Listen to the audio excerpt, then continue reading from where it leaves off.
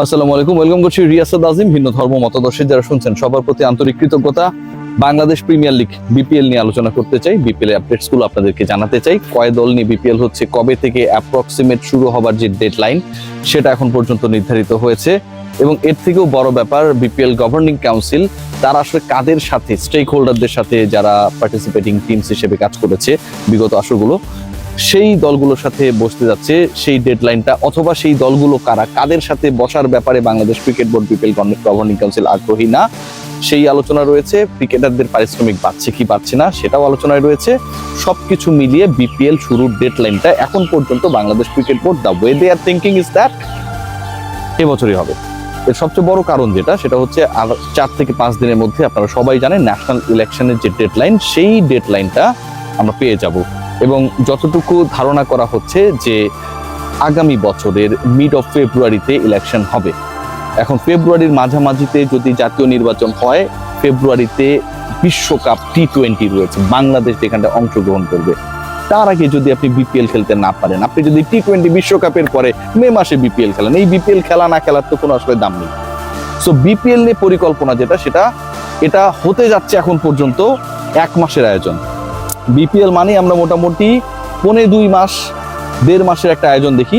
এখন পর্যন্ত গভর্নিং কাউন্সিলের যে ভাবনা রয়েছে তাতে আপকামিং বিপিএলটা হবে 1 মাসের আয়োজন, ম্যাক্সিমাম 35 ডেজ। সিরিয়াসলি ছোট পরিসরের বিপিএল হতে যাচ্ছে। and upcoming BPL the number of teams will be only 5, maximum 6. পরের বিপিএল এ দল কমছে, বিপিএল এর পরের এডিশনে দল কমছে, এবং দল কমার কারণে নাম্বার অফ প্লেইং ডেজও কমে যাচ্ছে। যেই 5টা বা 6টা দল নিয়ে বিপিএল অনুষ্ঠিত হবে, সেই দলগুলো প্রদানের যে কর্মকাণ্ড সেটা আগামী 1 মাসের মধ্যেই শুরু হয়ে যাবে। এবং ম্যানেজমেন্ট করবে হচ্ছে বিদেশি প্রতিষ্ঠান, বাংলাদেশের কেউ না। বাইরের পরামর্শ, বাইরের যে ইন্টারন্যাশনাল ফ্র্যাঞ্চাইজ লিগগুলো হয়, আমরা দেখি রিনাউন ফ্র্যাঞ্চাইজ লিগগুলো হয়, সেগুলো আসলে যে স্টাইলে, যে মডেলে হয়, যেভাবে ফ্র্যাঞ্চাইজিগুলো ক্রিকেটারদের সাথে কমিউনিকেশন করে, ওই পার্টিকুলার বোর্ডের সাথে কমিউনিকেশন করে, ডিউস এবং অন্য যে ইস্যুসগুলো রয়েছে সেগুলো যেভাবে সেটেলমেন্ট করে, বাংলাদেশ ক্রিকেট বোর্ড স্মার্টলি সেই ওয়েতেই যাচ্ছে। দল কেন কমছে তার অন্যতম কারণ হচ্ছে অধিকাংশ ক্ষেত্রেই অধিক দল নিয়ে বিপিএল করতে গিয়ে ক্রিকেটাররা পারিশ্রমিক পায় না। Bangladesh cricket board properly franchise fee থেকে শুরু করে তাদের যে ডিউস গুলো রয়েছে সেগুলো পায় না। সো আলটিমেটলি 5টা দল নিয়ে আপকামিং বিপিএল করার পরিকল্পনা গভর্নিং কাউন্সিলের, এবং সেটা যদি হয় 30 দিনের মধ্যে বিপিএল শুরু হয়ে যাবে এবং শেষ হয়ে যাবে। যেই ডেডলাইনে বিপিএল হতে যাচ্ছে সেটা হচ্ছে নভেম্বরের লাস্ট উইক, ম্যাক্সিমাম ডিসেম্বরের ফার্স্ট উইক। নভেম্বরের লাস্ট উইক অর ডিসেম্বরের ফার্স্ট উইক থেকে জানুয়ারি 15 মধ্যে ন্যাশনাল ইলেকশনের অন্তত 1 মাস আগে বিপিএল শেষ করতে চায় গভর্নিং কাউন্সিল। এবারের বিপিএল, আপকামিং বিপিএল হবে 3 ভেন্যুতেই, ঢাকা, চট্টগ্রাম, সিলেট। এর বাইরে ভেন্যু বাড়ার কোনো সম্ভাবনা নেই। বিপিএল গভর্নিং কাউন্সিল তাদের যে স্টেক হোল্ডার, মানে আগে যে দলগুলো বিপিএল এ পার্টিসিপেট করেছিল, তাদের সবার সাথে তো চুক্তি শেষ হয়ে গেছে, নতুন করে চুক্তি হবে 4-5 বছরের যে চুক্তিটা হবে। এর আগে এই নিউজটা আমি আপনাদেরকে দিয়েছিলাম। সেই চুক্তি করার আগে আগের যে যারা বেটার ফ্র্যাঞ্চাইজ, যারা প্রপারলি পেমেন্ট গুলো করেছিল, সেই দলগুলোকে তারা এখানটায় ইনভাইট করে তাদের মতামত জানতে চাইছে বা চাইবে। This is one of the part. এবং সেখানটা মাত্র 2টা দলের সাথে বিপিএল গভর্নিং কাউন্সিল তারা এখন পর্যন্ত, আমি যতটুকু জানতে পেরেছি, যে দে আর কনভিন্সড যে এই দলগুলোর সাথে বসা যেতে পারে। সেই 2টা দলের একটা হচ্ছে রংপুর রাইডার্স আর একটা হচ্ছে ফরচুন বরিশাল। বাকি যে টিমস গুলো রয়েছে তারা ডাক পাবে কি পাবে না এটা এখনো ঝুলছে।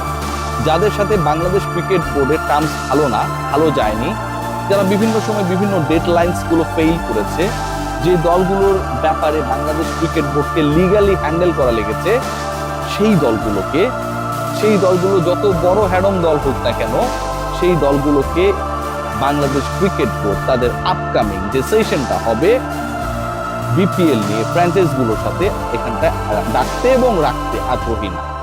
আলোচনা যতটুকু শোনা যাচ্ছে, এখানটায় ইম্পর্টেন্ট টিম হিসেবে অথবা রেসপেক্টেড টিম হিসেবে 2টা দলকে এখন পর্যন্ত তারা ভেবে রেখেছে, এর বাইরেও সংখ্যাটা বাড়তে পারে।